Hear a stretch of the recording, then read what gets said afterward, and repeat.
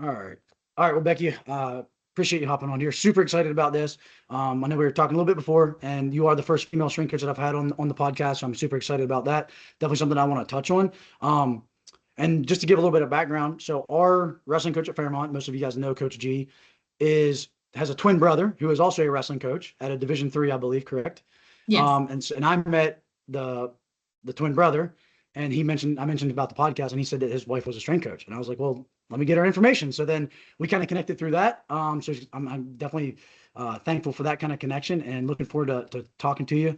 And we'll just kind of go right into it, and just have you start off with your background, your current kind of. You can either work like from college to now, or work from your current role and kind of work backwards. Whatever's the easiest way for you to kind of just give us your background and what your current title is and what your path has been in your coaching journey. Absolutely. So I'll start where I currently am. So I am currently the Associate Director of Strength and Conditioning at Rutgers University. I've had this position for the last 5 years. Prior to that, I was an assistant here at Rutgers for 2 years. But going back to where it all began, I wanted to be a strength and conditioning coach even when I was in high school. I played competitive soccer, I played club soccer, and we always had summer packets. So that was really where it started when I was 12 years old. My club coach, who played soccer at Yale, he had gotten a strength and conditioning package from, I think, his college coach probably. And so he had us doing all of the different workouts. And so from middle school, high school on, I really enjoyed that aspect of training because I loved seeing results. I loved putting in the work and then seeing the result, and really fell in love with the process of that. So coming out of high school, I went to Waynesburg University and studied exercise physiology there. And every summer of undergrad, I interned at another school. We didn't have a large group of students wanting to go into strength and conditioning. And actually, although I played soccer at Waynesburg University and had met the strength and conditioning coach on my recruiting visit, by the time that I had gotten there, the strength and conditioning coach had left and they had chosen not to replace him. So ironically enough, during my 4 years as a collegiate athlete, I did not have a strength and conditioning coach. And so while that could have set me back and made me decide, you know what, I don't have any mentorship locally. Instead, I was able to connect with other strength coaches. So the summer after my freshman year, I did an internship. I had to get extra special permission to do so. My academic advisor at the time told me, you don't need to do an internship until senior year.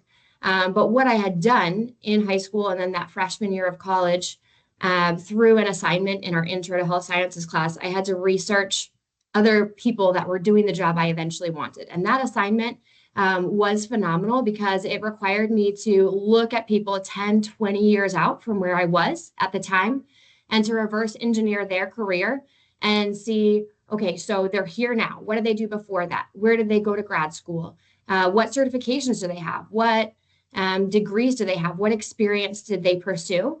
And so that assignment, my freshman fall of undergrad, was so valuable because it allowed me to set out on the path that led me to where I am today. And so that freshman summer, I interned with men's and women's basketball, primarily at James Madison University in Virginia. It was an unpaid internship, as many, at least used to be, and some still are. So thankfully, my older sister was attending JMU at the time, so I was able to sleep on her couch and make it work that summer. So I interned with the basketball programs during the day, and then on the weekends and evenings, I served at, I think it was Golden Corral. Worked at, you got to make it work. So that's how I made it work the first summer. The second summer, I was up at Mike Boyle's Strength and Conditioning. I wanted to not just get the collegiate side, but also see what the best of the best in the private sector had to offer and what that looked like. So I moved up to Boston, to Woburn, Massachusetts, and I stayed in the intern house. So you could either get a $500 stipend for the summer, or you could work for free, but be provided housing. And since I was originally from Virginia, Massachusetts was not anywhere in the neighborhood. And so I opted to stay in the intern house, and that was an incredible summer. So much of how I coach, how I look at movement, really came from that summer up in Boston at Mike Boyle Strength and Conditioning. He's still, such a big voice in the field. And I learned so much from not just him, but the intern supervisors that were there. I'm still in touch with them.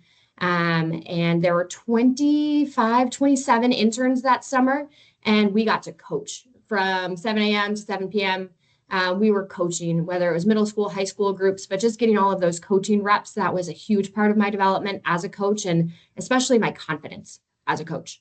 The following summer, I went back up to Boston. We had family friends there, so I was interning once again for free. I was interning at Northeastern University with primarily their hockey and soccer athletes.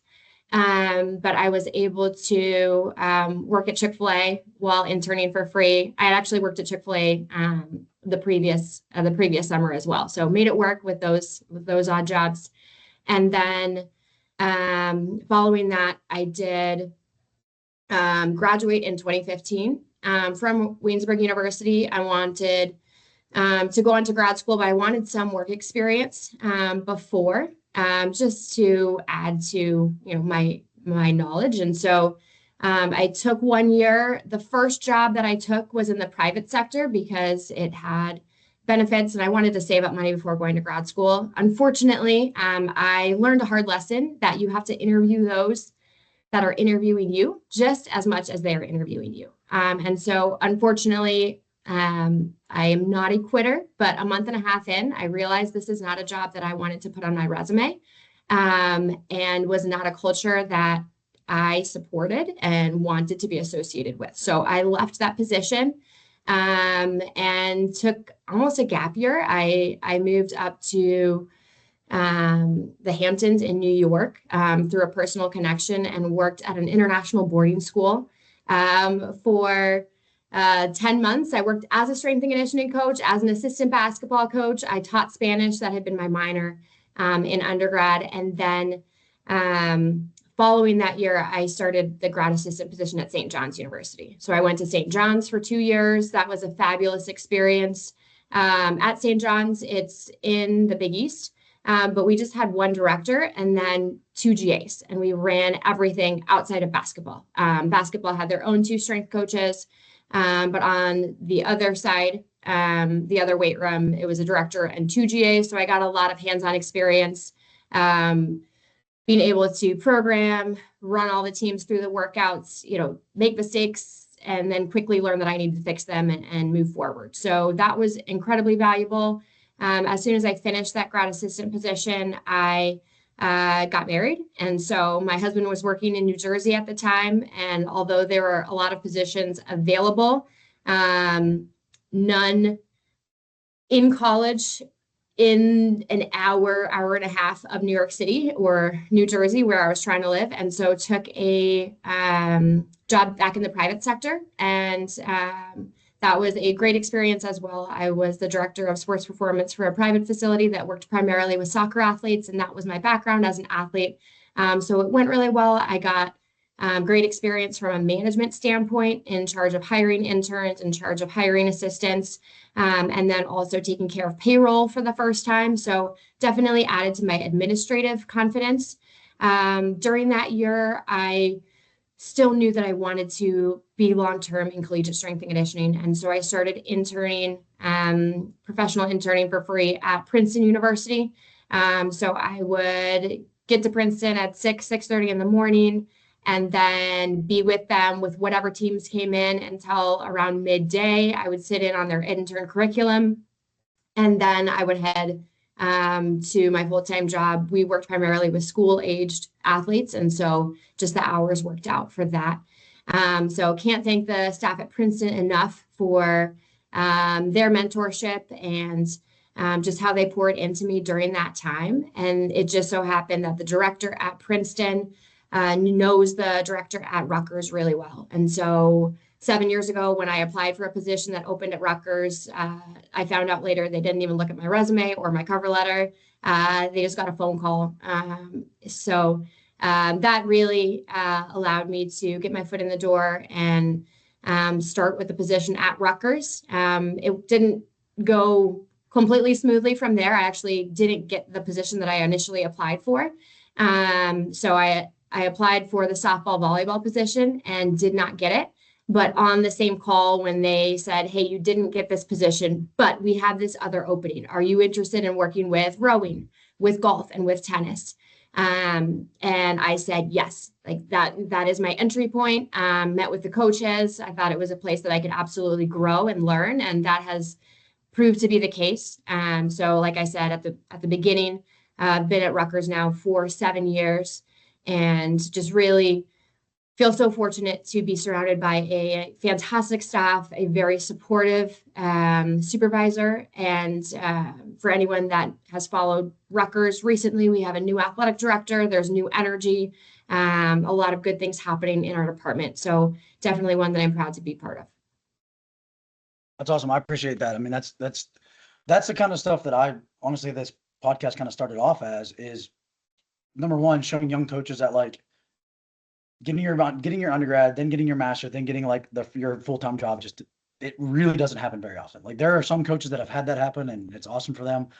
But I would say that I don't know, I'm just gonna throw a number, 97.6% of strength coaches, that's just not the path that they've had. Like they've had to go through some sort of, whether it's, an internship that wasn't great, like a mentor that wasn't great, right? Whether it was the private sector. I actually had a very similar thing happen when my wife and I moved to Florida for a couple of years. I looked up the private gyms down there, and there was a gym down there that looked like it was the best place ever. It was basically like the Mike Boyle of Tampa. And I went down there and it was the complete opposite of that. But their marketing thing was so good and they had such a good history, but the guy that owned the gym really wasn't there anymore. And it was one of those things where I worked there for 6 months and I wasn't a quitter either, but I was like, man, I got to find something different. So it's one of those things Yeah, where I kind of had to do the same thing. Um, and then I want to come back to the Mike Bowl thing here in a second, but like, then just at the end of that, you're talking about like how going and being willing to, you already have a handful of years of experience, but being willing to, number one, go to Princeton and still be an unpaid intern, right? You have your undergrad, you have your master's degree, and you have probably, I'm assuming, all the certifications that you could possibly have, and you're still willing to go there and work for free and then have another job on, and maybe multiple jobs on top of that. So that connection is what let you put your foot in the door. And then even when that happened and you had that opportunity that was like, hey, this is the kind of the job that I really want, even that job wasn't exactly what you wanted right out of the gate, and you had to still bite the bullet and take that opportunity. So it's one of those where like, you know, if I would have, and I was going to ask you this from a mentorship standpoint, but when I was a young coach, like I didn't really have anybody that was going to kind of help me realize how complicated this whole world could be. So that's why I love having these podcasts and having those discussions. Who was somebody like along that journey? Like you said you went to Waynesburg and like you didn't have a strength coach there. So how did you know, and I'll kind of add this too. I personally think, because you said like, your college professor was like, oh, you don't need to have an internship until you're a senior. I personally think that is a huge flaw in college, especially for our realm. I think we should be telling kids that you absolutely. need to start interning like as a freshman, as a sophomore, as like that way you've got 3 or 4 years of experience before you graduate. Because I'm trying to hire GA sometimes that didn't intern until their last semester of grad school or undergrad, and it's like, hey, you're not really ready to be a strength coach yet. Absolutely. So No, if I had listened to her and not pushed back in that moment, I would not be here today. And I yeah, can say that with confidence. And exactly, so exactly. the I always tell interns and people that are, reach out and are interested in getting into this field, you need to get experience and get your CSCS as soon as physically possible, because until you have that, you will not get paid. You will just get, you can work in this field. People will happily take you to work Yeah. for free for years until you go through the process, have the hands-on experience, find some sort of a setting that allows you to actually coach, not just observe, and then also get that certification. Until those things are checked off, you will be not able to pay rent. Right. Yeah. No, I agree. And again, part of that though is like if you get it done while you're in college, then by the time you can graduate, now you don't have to be 23, 24, 25 years old working an unpaid internship. Now you've set yourself up to potentially have that opportunity. But again, Yeah. that to me is almost more on an issue on the education side than it is really in kind of an art field to an extent. But I guess what I was going to ask you is I had a professor that kind of did point me in the right direction. Who was somebody like, how did you know, I know you said you had the strength coach that you're of your club team, but how did you know when you got to Waynesburg? Like, what made you still like? Had you already known like, hey, I have to start getting internships now, or was there somebody else that was like in your corner that you knew of? Like, did you know another strength coach other than the guy that ran kind of your club conditioning and stuff like that? Like, how, or was it just something in your mind? You're like, you know what? I don't care what this professor says. Like, I know I need to be probably getting experience. Like, how did that kind of all start to where you were like, I'm doing this regardless of whether this professor says so or not, because I know it's the best thing for me. I think it was because I had gone through and done that assignment, and I knew all of the internships that I saw that coaches that were working in the Big Ten, coaches that were working in, the Power Five at the time, what they had to go through. And I could see how much hard work and how many years and how competitive of an environment it was to get to the level that I wanted to work at. And so that's what gave me the confidence to push back and get permission to do it early. So yeah, that was huge. But in terms of as soon as I did that assignment, I also observed. Just really, this profession is about taking initiative, whether you are a director, you're trying to get buy-in from your athletic director or whatever level you are at. And that started for me as an intern and as an undergraduate student, because in that first semester we had to do observation hours. So I went down to WVU and observed, I think it was basketball and track and field. But then after that initial assignment was over, I could have let that die off. But instead I was like, hey, like this time works on my schedule next week. Can I come back? And so I did that with a number of different settings, both in the private sector and the collegiate sector as a freshman. And so I had talked to those coaches. I talked to Brian Fitzpatrick at WVU. I talked to a number of other people working in more of the clinical exercise physiology. And really it was those conversations. So I think what you're doing, Adam, and bringing this information to your students, to your athletes is phenomenal, because the earlier that they can get it, the better off they will be long term. Yeah, and like I said, that's why this is so important to me, because it's one of those where like, and I hate to say it like this, like sound cliche, but I'm part of this is I'm almost trying to do what necessarily wasn't done for me in terms of like trying to help build networks and connect. And that's something that even as a young coach, like I didn't value how important the network was and how important the connections were, to where I would have had somebody, and I did internships and I did all that stuff, but it wasn't, I think the initiative thing, I think that's something that you don't know how important it is until it's too late almost sometimes. Like you don't know how important it is to start getting your foot in the door and start interning and start doing, making connections and going to conferences and things like that until it's sometimes maybe too late. So I think that's the probably the underlying message is like, look, like, that old phrase of like the best time to start was yesterday, the next best time to start is now. Like it's kind of that if you want to be a strength coach. Like you can't, this is not a sit around and wait. Somebody's just going to give you a job profession. No. And I think I can't move on past the mentorship question without mentioning two people. Greg Werner, he recently retired from Virginia Tech women's basketball. And then Scott Bennett, who's the director at Roanoke College. Both of them were at James Madison University when I interviewed, and I had to interview. This was a while ago, so Zoom interviews weren't really a thing yet. And so interviewed in person, I believe it was over spring break. And through that process and through that summer, and that they are people that I've stayed in touch with ever since then. That was the summer of 2012. So 14 years later, there's still people that I know I could call and ask for advice. And they have helped steer me at different pivotal moments in my career where I've had different job opportunities that I could pursue. And they've helped me remind me of what I'm about, what I value, what type of setting I will actually thrive in, not necessarily one that will look more impressive on a resume. And I think that is so important, to have those coaches in your corner, mentors in your corner, who understand you, will challenge you. But I can't tell you how many times I've had, especially Greg Werner, reach out with a job opportunity. Hey, I've got this job. Are you interested? Hey, I've got this position. Are you interested? And that was also just so pivotal for my confidence as a young coach early on, because some of the positions he would send me were absolutely reach positions that I wasn't necessarily quite qualified for. But are positions that, if he was the one recommending me for the job, I had a good chance of at least getting an interview, and then it was up to me. So cannot thank them enough, and definitely stressing the point of mentorship and staying in touch with people that are good to you. It's just such a big part of this profession. Yeah, and it's funny because it's one of those where like there does to an extent become almost like a tipping point where like you're struggling as a coach, struggling, and then you kind of reach a point to where like sometimes opportunities do just like present themselves. So like I don't want to be all negative about it. Like there is definitely a part of that, but it's because you put in like the legwork for the previous whatever it is 5, 6, 7 years of being an unpaid coach or a part-time coach or working in a private sector or whatever it is. Like you kind of put in that legwork to where now some more opportunities are gonna happen. So, Yeah, and I can't say enough how much failure also benefits you. I feel like there was a moment where I had applied actually to be the head strength coach at the school where my husband works, Stevens Institute of Technology. And I had all this experience, Division I experience, all of these internships, all of the certifications.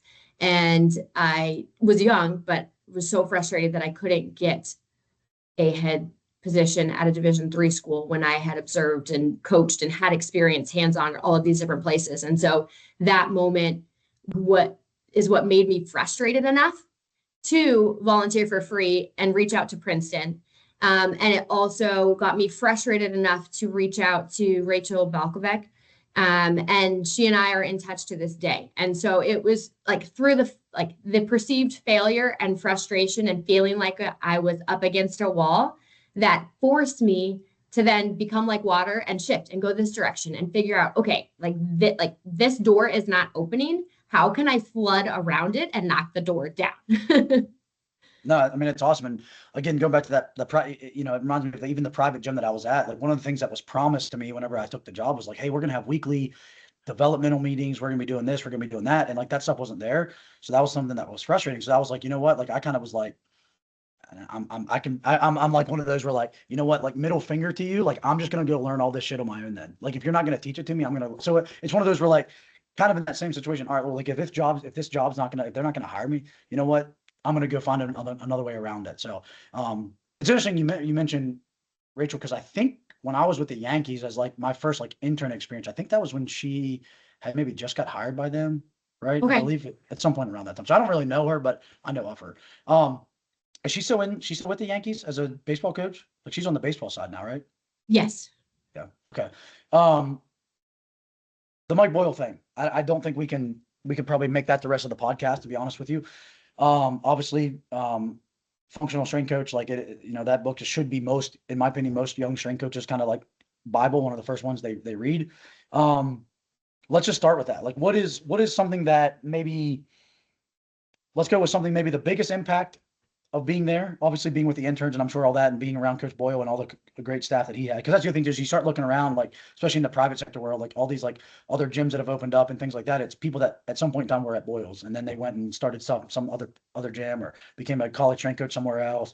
Um, what's probably the biggest thing you've learned being there? And whether it's a programming thing, whether it's a, just approach, whether it's like a leadership, mentorship aspect.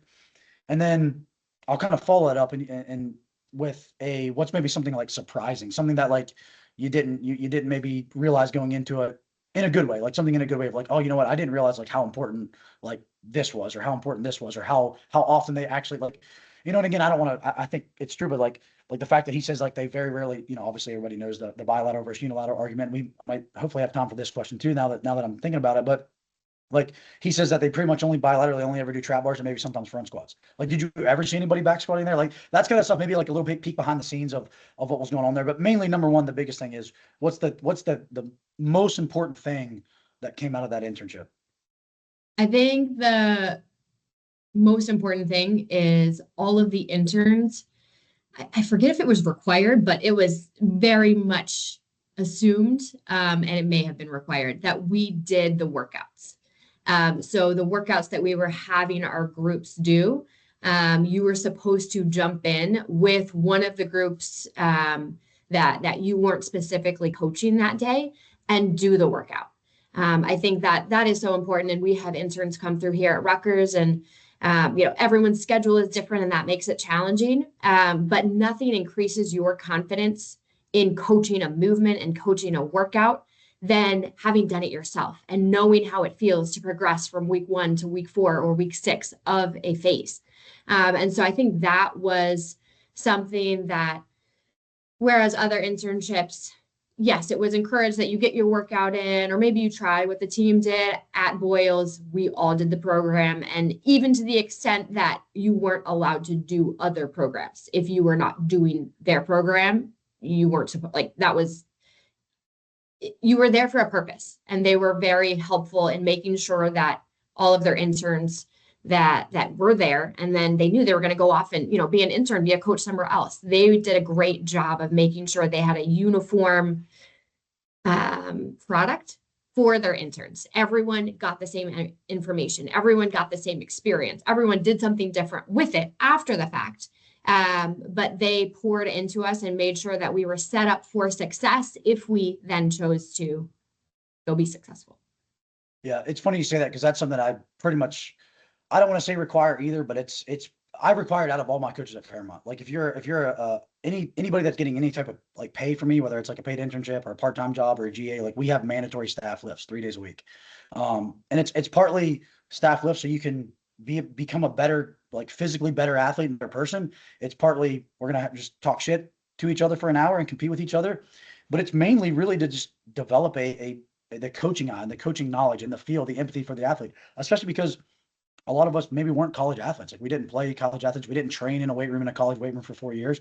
So it's one of those where that's another way for us to develop just kind of that empathy and that feel and know what the athletes are going through. Like, in fact, right before, like 2 hours ago, we did our staff lift and we were doing what football is going to be doing next week. And it's one of those things where like that workout sucks. And like, if you don't know what it is, like there's no way that you can like, it's one of those where I'm not going to yell at a football player for being soft if I haven't done that lift myself. Right. And that's one of the things that just irks me with sport coaches all the time. Like I can't stand when sport coaches are like having their athletes do something that like they've never done. They've never done the conditioning test. They've never done this. They've never done that. Like it's just one of those things that just bothers me. So I'm a big believer in like practice what you preach. So I love to hear that, because I do think that's something. And obviously it's not surprising that that's a Mike Boyle thing, because that just makes sense. That's like literally just, to me, that's how he would operate. So that makes sense to me.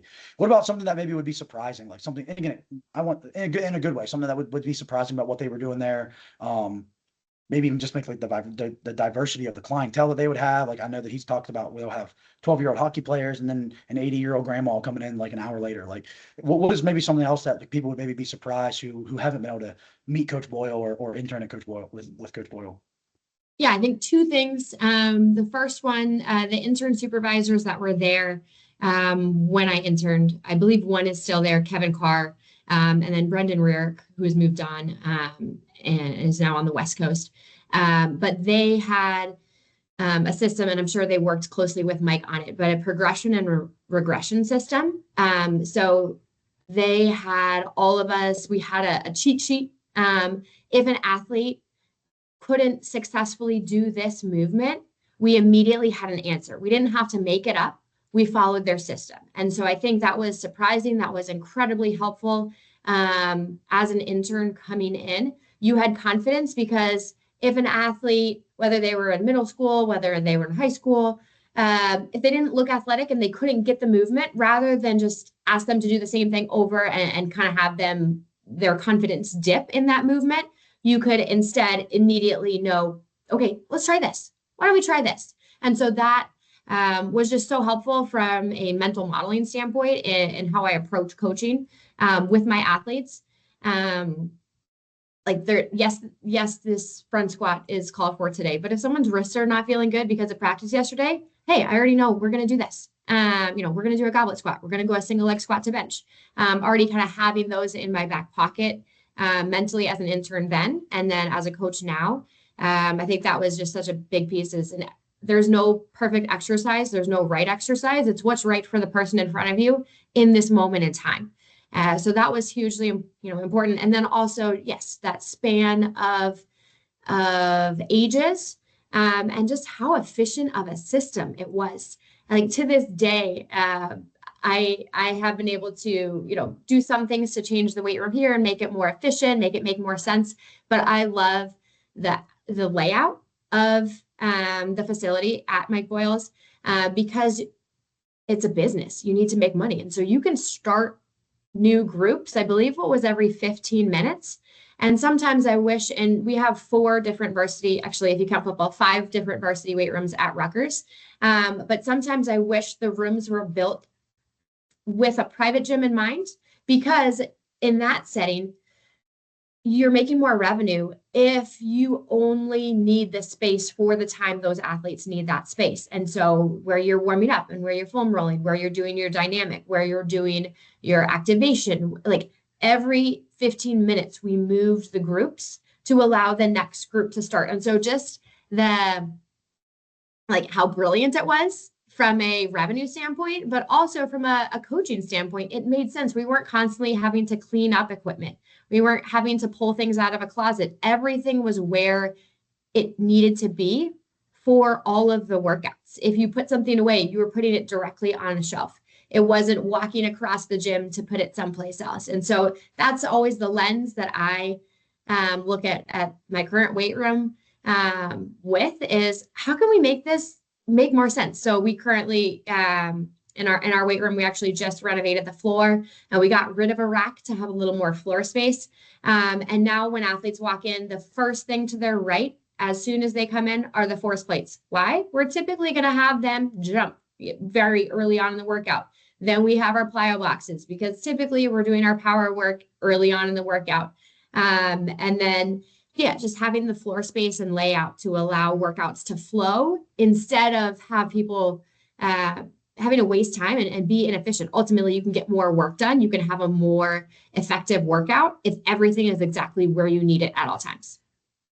Yeah, no, that's awesome. And I know I've listened to Coach Boyle's podcast, and I do feel a little guilty because my podcast is called the Raw Strength Coach Podcast, and his is the Strength Coach Podcast. And I don't want everybody to ever confuse the two, believe me. But it's one of those where like I've heard him talk about on that, just how it's everything is set up where you're, doing your soft tissue work, then your activation work, then your power work, then you're in the rack doing your stuff. Then if there's dumbbells or machines or whatever it is at the end, and then the assault bikes are the last thing, or the rowers, you're doing your conditioning. So, and that's something that actually at the gym in Morgantown that I help out a little bit at Pro Performance. We kind of have a little bit of a setup like that. Obviously not as big space.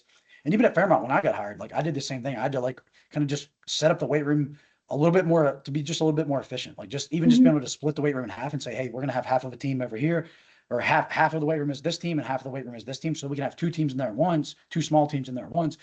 Because before I got hired, like that just wasn't how it was. Like it was just more chaotic. So it's just little stuff like that you, even into a private, and to be honest with you, that's something else. Like I don't really understand why people don't look at private sector strength coaches as like some sort of lower levels. Like, I don't know, maybe that's just where the people that I've been around sometimes, where it's like they look at somebody with a private sector experience and they're like, oh, they can't coach in college. And I'm like, I don't know about that. I think it'd be harder sometimes for college strength coaches to go back and coach in the private sector versus the other way around. So, and that might just be my bias because I started in private sector, but that's just something that like I do feel like when you are trying to run a business, you have to learn how to be very efficient. And like if you have a lap cable machine, like pull down machine all the way across the weight room, like I'm probably not going to program right now with squats. Like I'm going to wait and do that later. Like, and that's somewhere like if you've never been in a private sector, like you're not going to understand that, right? Where versus in a college weight room, you have all the bells and the whistles. Like you can go do whatever you want whenever you want to do it. So I think there's definitely like that's really cool to hear. And I definitely want to come back to the unilateral bilateral stuff, but I do want to get into kind of just like the teams that you work with. So I think I have this correct. Tennis. Is that men's and women's? Just on the women's side. Women's tennis, and then the full swim team and dive team. The women's swim and women's dive team, correct. And then just the jumpers and the vault athletes for track, correct? Yes. So the men's, which I think is pretty cool to have like a separation. So I assume there's like the distance athletes work with somebody, the sprinters work with somebody, and then the jumpers and the vaulters are working with you, and then the shot put and discus athletes, I'm assuming, are working with somebody as well. So that's pretty cool. Did I miss anybody? That's the main teams that you're. Yeah, just men's and women's on the jumpers and vaulters side. So it's 58 total athletes, give or take, each year. Like 58 total that you have, or 58 jumpers and vaulters? Total athletes. Okay. So I was gonna say, like they're all of the groups are like all together. That amount of athletes, just very different niche events in sports. So what I really like about the current group, and I've been working with these specific teams for the last 3 years at Rutgers, not the entire time that I've worked here, but I really enjoy the current groups because I can't allow any part of my strength coach brain to shut down because I'm working with linear, rotational. I'm working with, land athletes, like water athletes. Like there's every single aspect from a conditioning standpoint. I have people on this end of the spectrum and on this end of the spectrum in terms of their experience in the weight room and what they like to do naturally. And, from an energy system standpoint, all of the athletes that I work with are so different, and the groups really allow me to keep my skill set in each area alive and well because I'm constantly working through all of those different groups. So I really enjoyed working with the teams and the athletes themselves, but also just from a mental stimulation standpoint, it's been a very fun position to be in. Well, and even just from the personality standpoint, I don't know if you're a tennis team, but we have a lot of international tennis players, so it's just cool to get to know them and like their personalities. And then obviously like the jumpers and the vaulters are just like probably some of the most explosive athletes you guys have on campus in general. So I do want to, I know we both have like a kind of a hard cutoff here, so I don't want to like open this and have too general of a like, or get too specific, but just generally over the course of the year. Obviously, I'm sure your tennis teams have a fall season and then a little bit of a spring season, or a little bit of a fall season and a spring season. Swimming and dive is obviously in the middle of the year. And then I'm sure the jumpers and the vaulters are pretty much doing stuff year round, but their main season is obviously the spring. What does a normal weekly schedule look like? And you could say either maybe for you, or you could kind of talk about each team. Like how many times a week is tennis in? How many times a week is swim and dive in? How many times a week is the jumpers and the vaulters in? And just we'll kind of just start there and then maybe kind of have a couple follow-up questions for each of the teams. Sure. So the tennis team is year-round competing because we have now the NCAA individual season is in the fall, and we always have tournaments. So tennis is the one group that I feel like the true off-season periods, I don't have them. We do have a lot of international student athletes, and they don't often stay over winter break or the summer break, which would be my two bigger blocks. When they are away over the summer, it's because they're competing and there's not a lot of tournaments in New Jersey. They tend to be in more southern states in the US. So they are a sport that we're constantly in some form of in season when I have them. And so with that, it poses its challenges, but thankful that is one of the teams that I've had for the last 7 years at Rutgers. So the coaching staff and I have a really good level of communication and understanding. And so continuing to work on the best possible way to manage that. When it comes to the jumpers and vaulters, swimmers and divers, we have a more traditional linear schedule. We are peaking for off season. We are peaking for Big Tens and for NCAAs or ECACs, whatever the event is for those individuals. And so for those groups, swimming lifts 4 days a week when we first get to campus. And then in season, we've gone down to 2 or 3, depending on the event group, because even within swimming, I have my breaststroke group, I have my distance, my mid distance, my sprinters. And so even within each of those teams, there's the bifurcation. So there's a lot of different things going on. But swimmers train 4 times off season, 2 to 3 in season. The divers pretty consistently 3 days a week. Tennis, 2 lifts, 1 conditioning, typically, depending on if they have a competition that weekend. Let's see, I think those are all the groups. So from a weekly standpoint, scheduling, I have teams 5 to 6 days a week from September to May. So the swimmers will often lift on Saturdays if they're not competing. I'm fortunate that the teams, thankfully, are in the morning and early afternoon. So I do have a pretty condensed schedule when it comes to the lifts themselves. That hasn't always been the case, but I have worked to try to make that more possible. I have 2 kids and school schedules and before care and after care are a factor. And so thankfully have been able to have honest, vulnerable conversations with my head coaches. I want to stay in coaching. I want to support your team.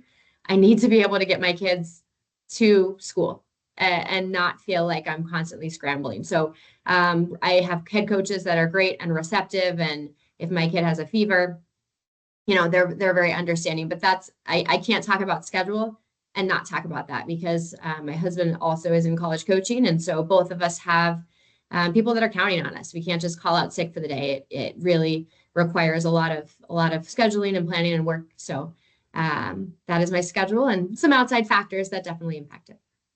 Yeah, no, that's awesome. For the and I might have missed this, the jumpers and the vaulters, are they 3 times a week? How often are they throughout most of the year then? Yeah, the jumpers and vaulters are typically 3 times a week. When we are competing on the weekends, typically only the non-travel group will lift on the third day. I will just have those competing for it's 2 days a week. I gotcha.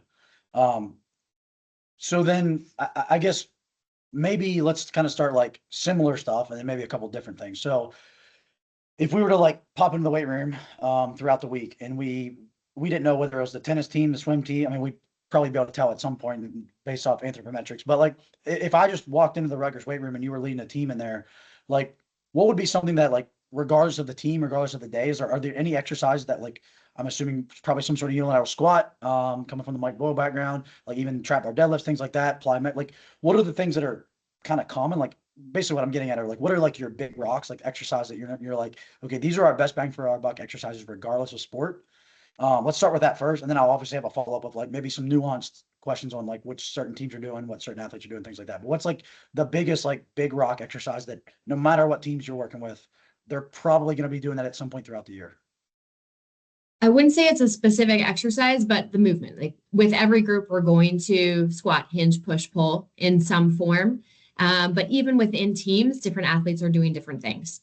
Like I said earlier, like there's not a perfect exercise. And so, it may be front squat, but for another team, it's back squat. For another team, it's a single leg squat. Having come through the Boyle system, I understand exactly where he's coming from. I also understand exactly where my head coaches are coming from and their opinions and their experience as an athlete and their preferences and the preferences of the athletes themselves and what allowed them to get to Rutgers and what allows them to feel strong and explosive. Those play a role. And so I am not having my jumpers do rear foot elevated split squats. We are heavy back squatting 1 rep max. And that works for them. Our male and female long jumpers, they just hit the number one distance in the country this past weekend on the opening weekend for indoor. That's awesome. And so, That's awesome. we've refined and worked through different things.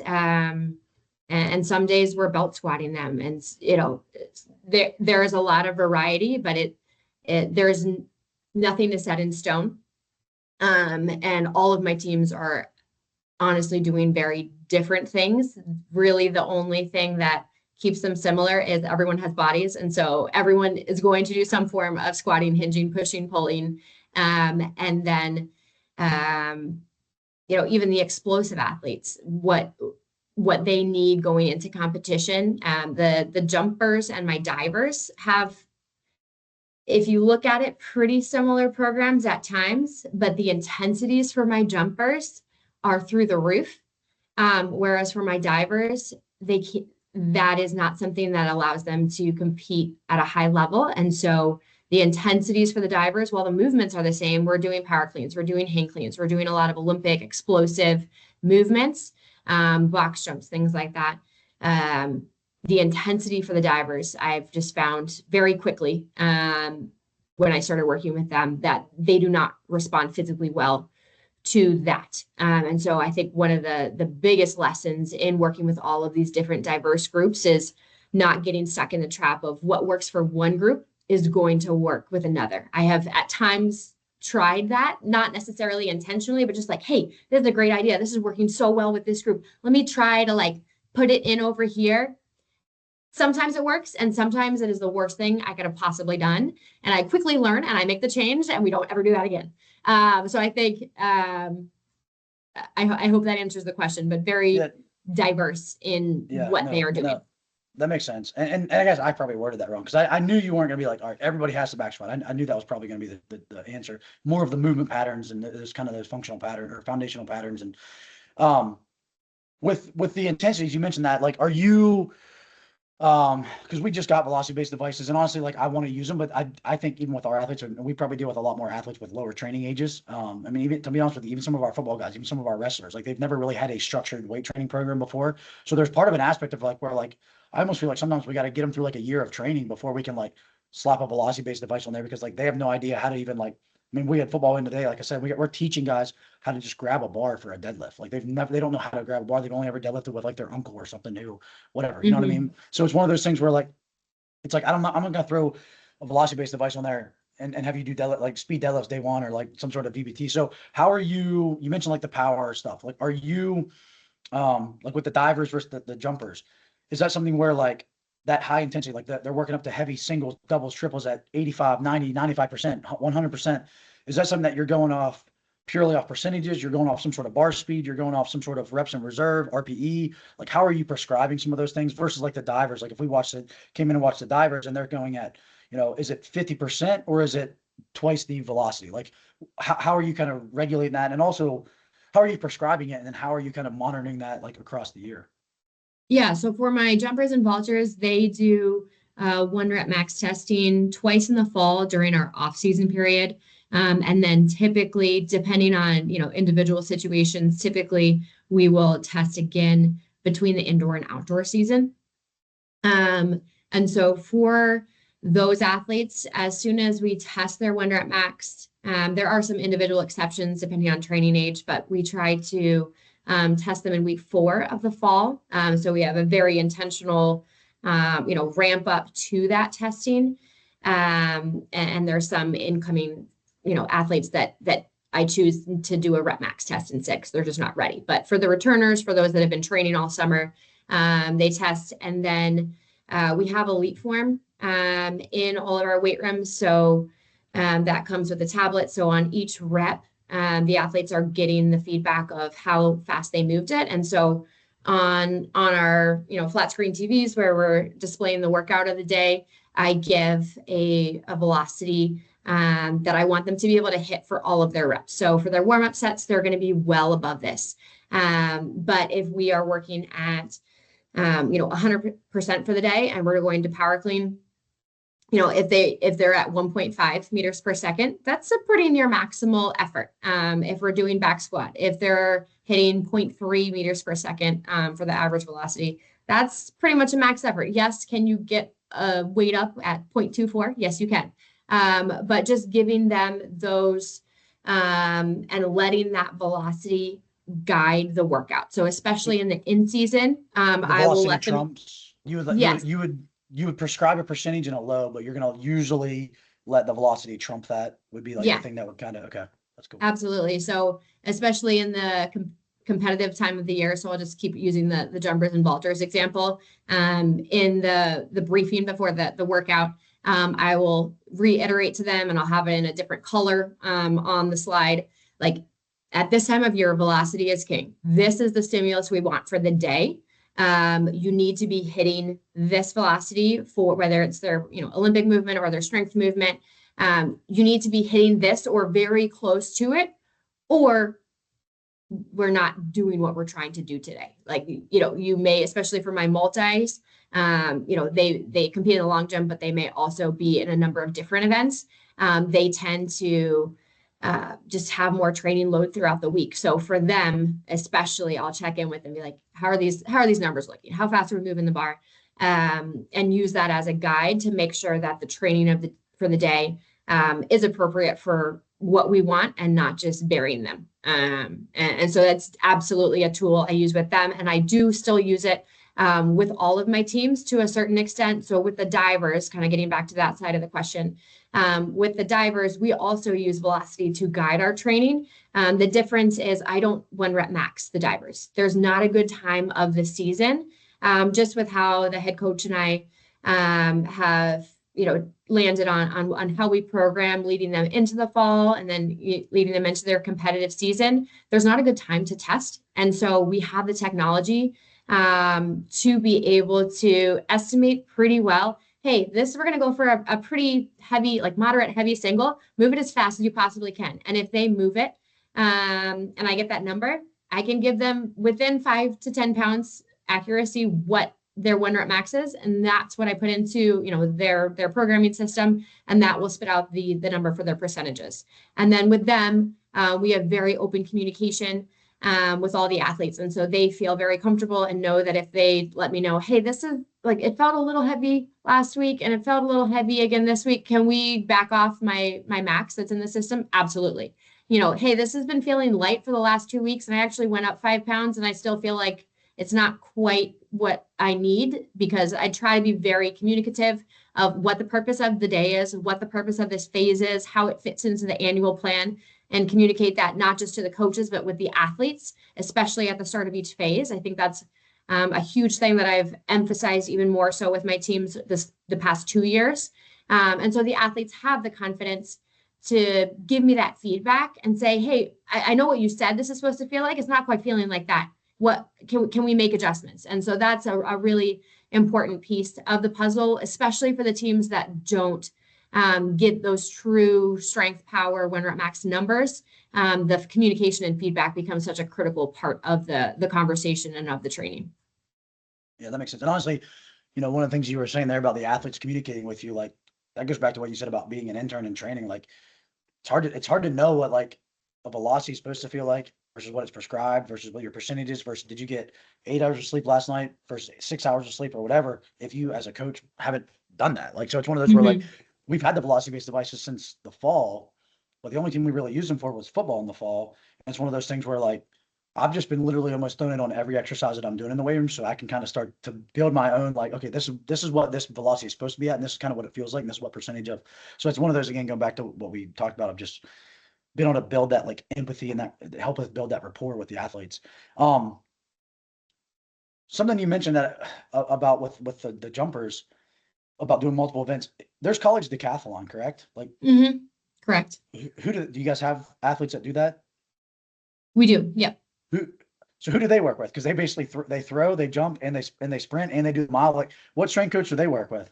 So it really just depends on like what's their primary event, and like who they're practicing with, and like with the flow of their schedule and their class schedule, what's going to be the consistent lift slot that makes sense.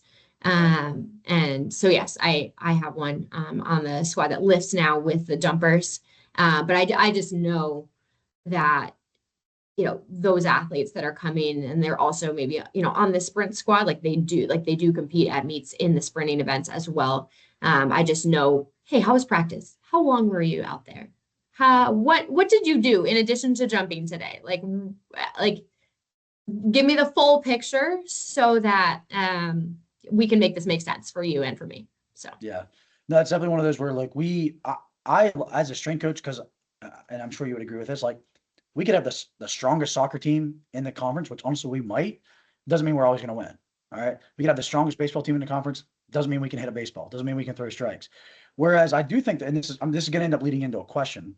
I do think there is a little bit more, and obviously this is where most of the strength conditioning, like textbooks, especially the old Russian stuff, comes from. It comes from Olympic weightlifters, track and field athletes, right? More of those Olympic style sports, but even the like more traditional Olympic sports. Like this is where like we don't, other than swimming, we have never really had a sport like that at Fairmont. This year we just added indoor track, which I'm actually very excited for. okay. More so because we actually finally have some sprinters. Like, again, all love to our cross country athletes. They don't love the weight room. They don't enjoy the weight room. It is what it is. But they honestly have a big benefit from it because they're so undertrained.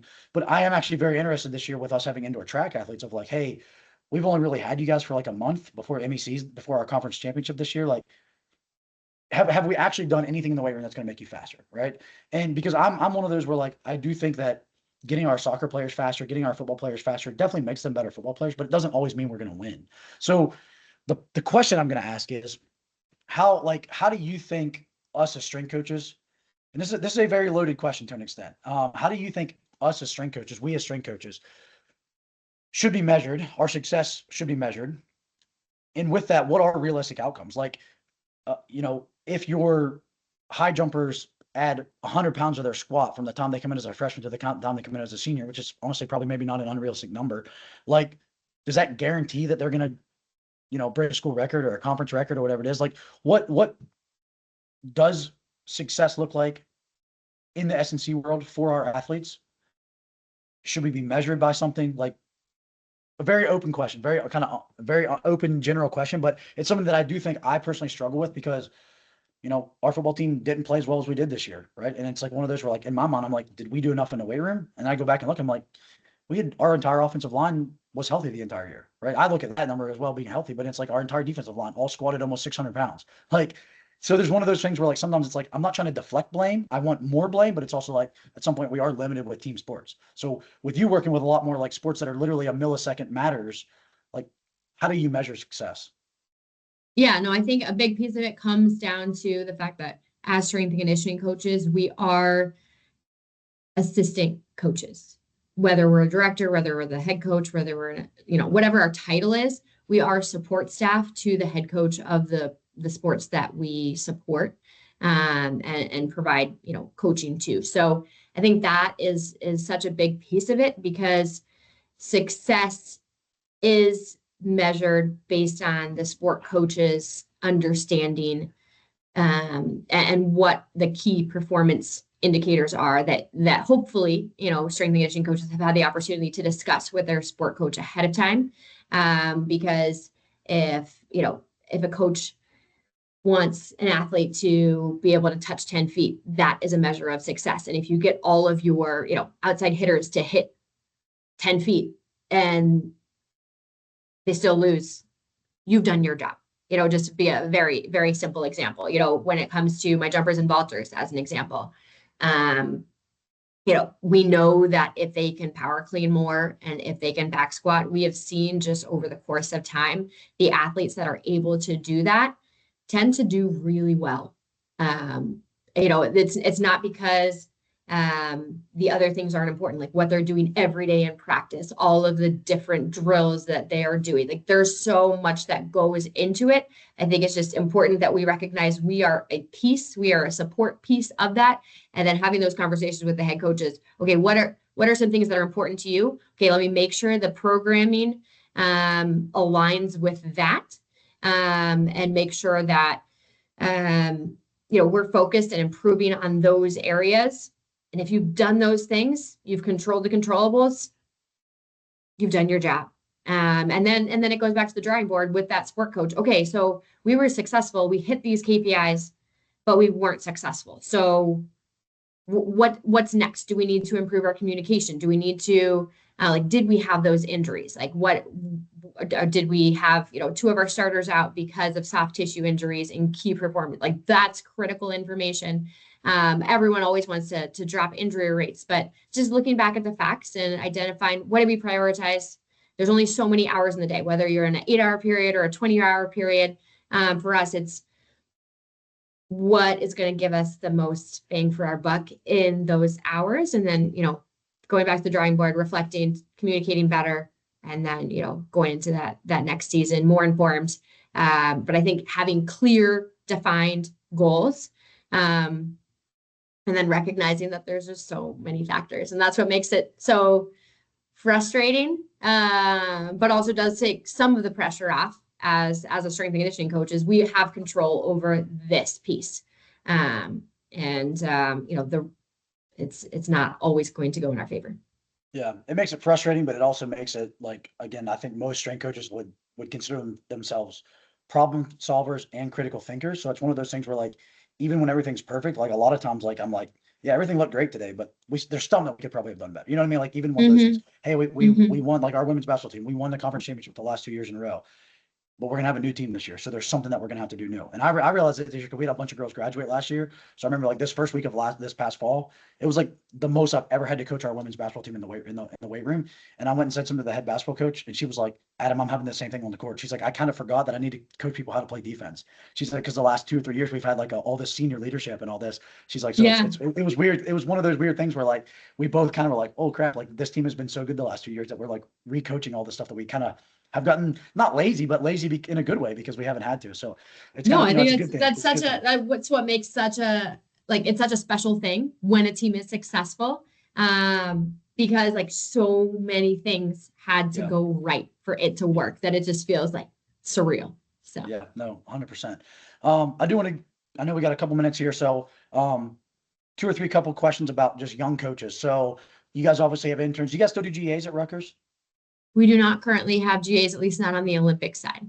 Okay. you guys have interns, obviously, though, I believe, Yes. right? So, what would be number one, like as a mentor, what would be your biggest piece of advice for them to stand out so that they get hired? So that's the first part. And then the second part is, what's the biggest thing that would stand out? And maybe that's like a resume thing or whatever it is, connections. What's the biggest thing then once they have become an intern that you're looking for to be like, so when they're done in a year or 6 months, you're literally calling somebody to try to hire them. So biggest thing that stands out to get them hired, and then the biggest thing that stands out gets them hired as an intern with you guys, and then gets them hired after that.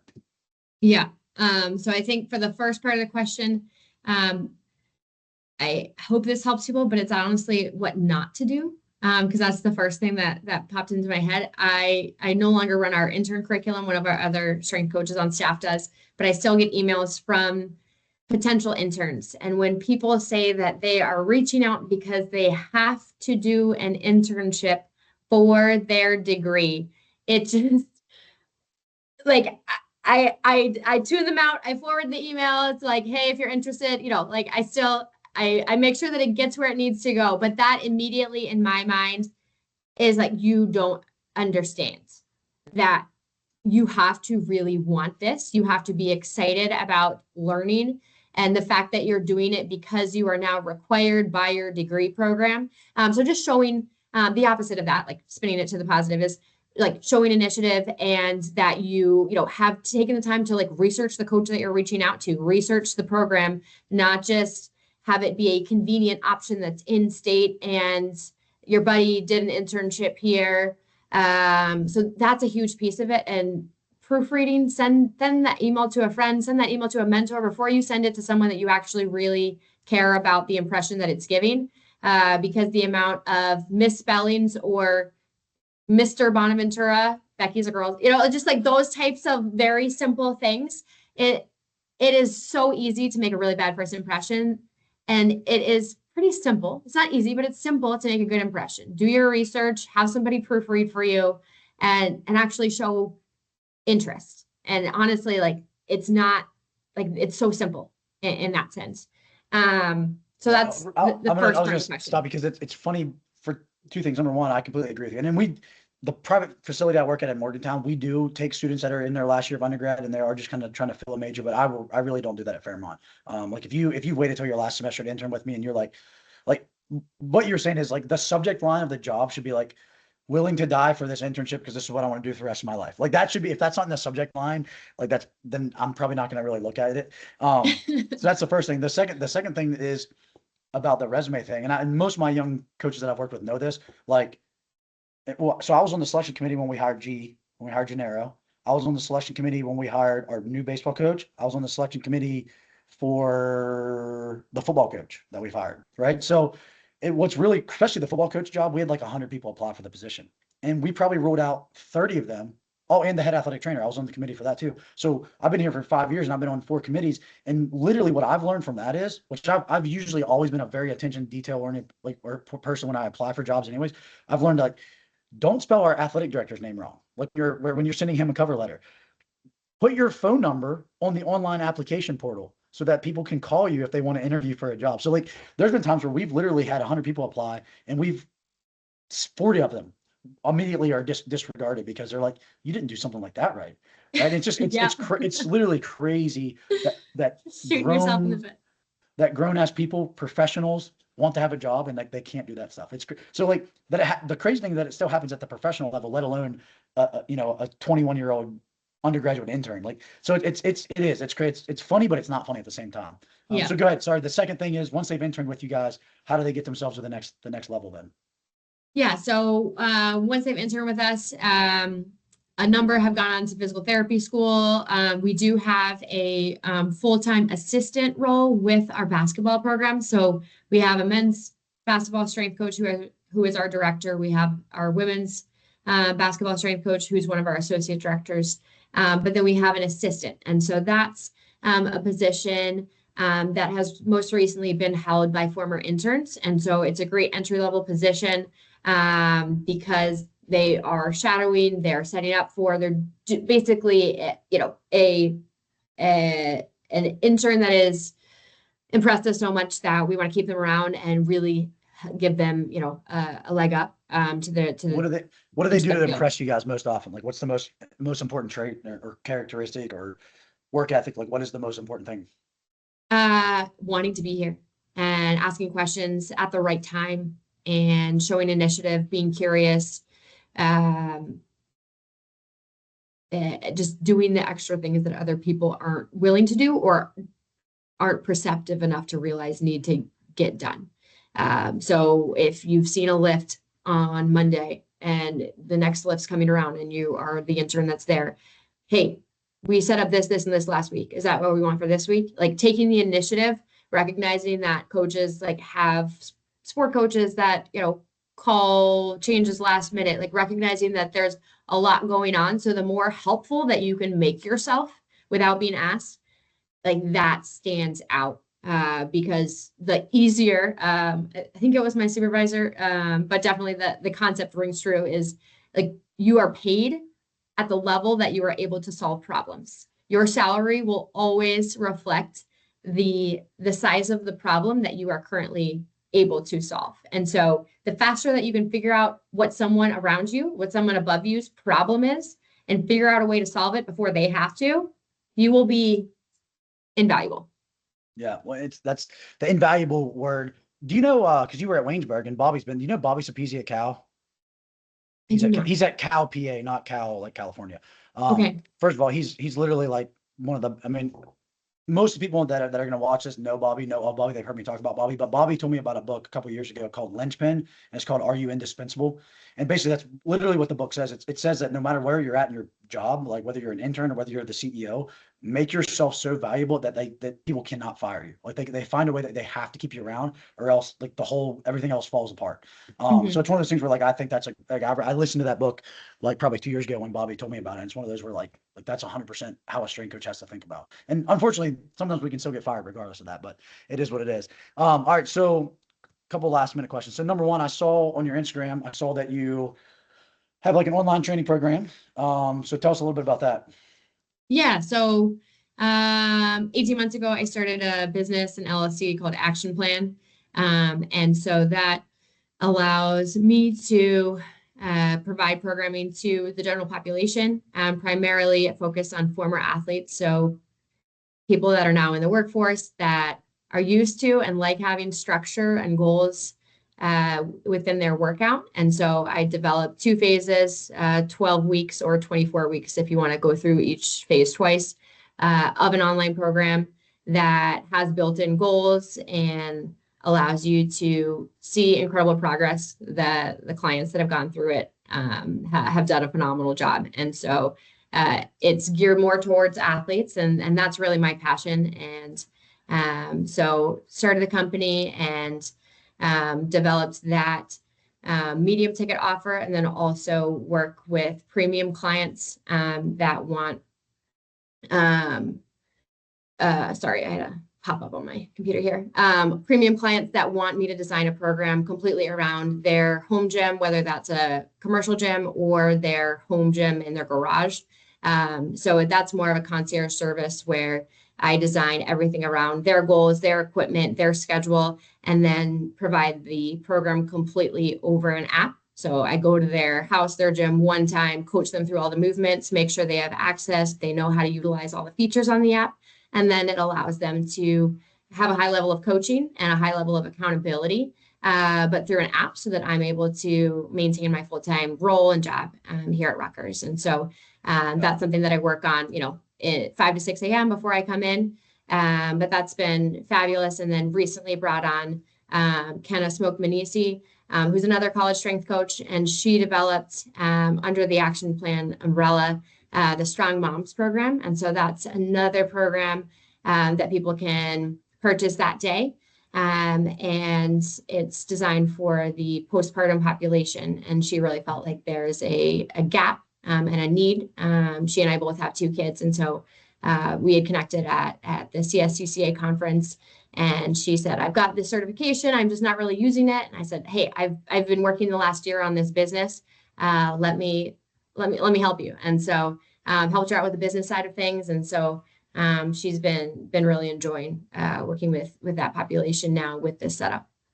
Yeah, no, that's awesome. And it's kind of funny because my wife was at college, played soccer in college, and then our daughter's going to be 2 this April. So it's kind of one of those things where like I kind of write her programming and stuff for her, but it's one of those things where she's kind of in that same phase where like she still wants to do like athletic stuff, but she also realizes like, you can't be doing all the exact same stuff 3 months after having a bit. I mean, you can, but there takes some time to build back into it. So it's definitely one of those things. And obviously, like I'm not an expert in that stuff, so definitely would actually be pretty cool. What was her name again? The Kenna Smoke Manisi. Okay. I think I've seen some stuff that you've tagged her on and stuff on your account. Yeah, the What, Instagram is at Home Gym Action Plan, and so you okay, can at Home find Gym Action. yeah, Okay. her program as well as the One's Okay, an Athlete, cool. And Always an then Athlete. what do you guys use? Do you guys use like Trainer Roe? Do you guys Team Builder? Like, what's the online app that you're We using? use Everfit. Everfit. Okay. Um, and then I also saw that you're coming out with a book. What's that about? What's your book going to be about, and when's it come out? Yes. So coming out this year, Lean In, a coaching framework for consistent positive impact. So that's a book that has been in the works for the last 5 years. Anyone that wants to write a book, just take the amount of time that you think it's going to take and then multiply that by 2 or 3, especially if you have a full-time job and, life and family and work and other things that pop up. But that will be coming out very soon. I don't have an exact date, but I just received the forward back from Mary Kate Fate from Springfield College. And so really excited. Have also received a number of endorsements. So just kind of those final things to be able to have it print ready. But the book itself is done. And then it will be available on Amazon as soon as life allows. But before the end of the spring semester, it'll be ready to get out in people's hands, and hopefully before that. But I've learned that even having the deadline, there's so much that I didn't know. So it's been such a growth process, and really excited to get it out there. But it's designed for strength coaches, sport coaches, young coaches, anyone that is of a growth mindset and wants to have a lasting positive impact on their athletes, whether they are coaches working in high school, Division I, professional. I identified what daily, weekly, and monthly habits are necessary to allow coaches to stay true to their values and stay true to their mission. So it's a very reflective, focused book. It's not me saying that I have all the answers. It is me walking coaches through the system that I have developed to allow coaches to take moments in time to pause and reflect, remember who they are, who they want to be, the 20-year impact that they want to have on these athletes, not just winning this season, but winning the bigger battle that we're all up against, which is hopefully to impact these athletes in front of us, these 18 to 22-year-olds, for good, and to be a positive mentor for them. And I know in my career, it's easy to be swept up in winning and in every other pressure and stress that is on us, especially in this, changing college landscape. There's even more pressure constantly. And so this system that I've developed has allowed me to stay grounded in who I want to be, who I want to show up as, how I want to communicate with my athletes through the good days, through the bad days, through, having 2 kids and not a lot of sleep, but making sure that I show up every day and give my best. And if not, give myself grace, try again the next day. And so it's really a system to allow coaches, to guide coaches through really identifying awareness of themselves, awareness of those around them, encouraging them to be curious and providing them time and space to do that. And then encouraging them to be disciplined. And so that's what the book Lean In is all about. Awesome. You definitely have to keep me updated on that so I can spread that out and definitely buy a copy for me and my staff. So I know we're up on our timeline, which flew by. and I really appreciate it. We might have to do a follow-up episode at some point. But I really appreciate your time and your knowledge and your expertise, and it was awesome to hear from you. And like I said, I really appreciate the time. So, do you have any last remarks or anything? Because like I said, I would like to continue talking, but I know I got to go, and I know you got to go as well. Yep. But it was No, awesome. but would love to have follow up in the future. But thank you, Adam. Really appreciate it. And great job. Excited for all you're doing. For the interns and athletes that you're working with. They're lucky to have you. Thank you. All right, Becky, have a good one. Thank you so much. Thank you.